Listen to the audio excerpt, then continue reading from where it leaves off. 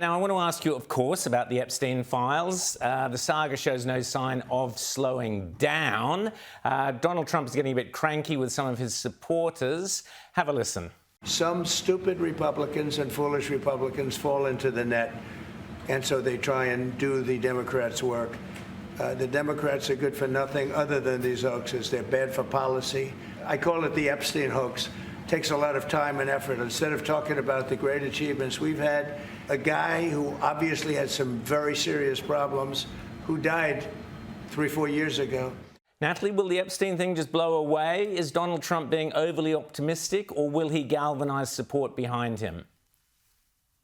No, I mean, I respectfully disagree. And I think that this whole incident has been perhaps one of the most mismanaged comms rollouts, botched, I think, releases of information from the get-go, going back all the way to sort of the start of Bindergate. People may remember the pictures of the influencers holding phase one. But I think the important point to make, right, in President Trump's probably infamous Truth Social post, where he likened the whole Jeffrey Epstein situation to a hoax, the only reason that we know all of the other hoaxes that he referenced, whether it was the Russia stuff, the COVID stuff, the reason why we know those weren't true was because we had a full release of the information, of the relevant documents, to actually disprove the allegations coming from sort of legacy outlets on those certain issues.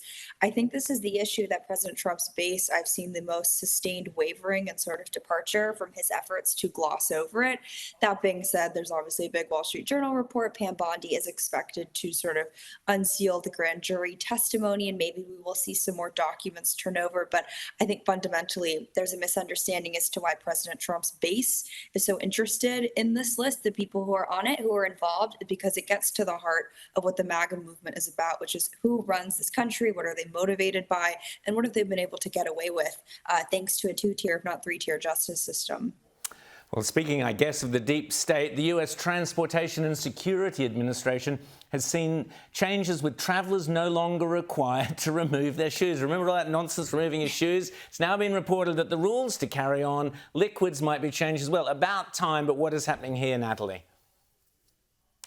Look, I think moves like these are really politically expedient for the Trump administration. I don't care if you love Trump or hate Trump. I don't think anyone likes taking their shoes off at these airports, right? It's an easy one. It's common sense. I have pre-checks, so I don't have to deal with that. But for those of you who don't, I think you should be thanking President Trump for this one.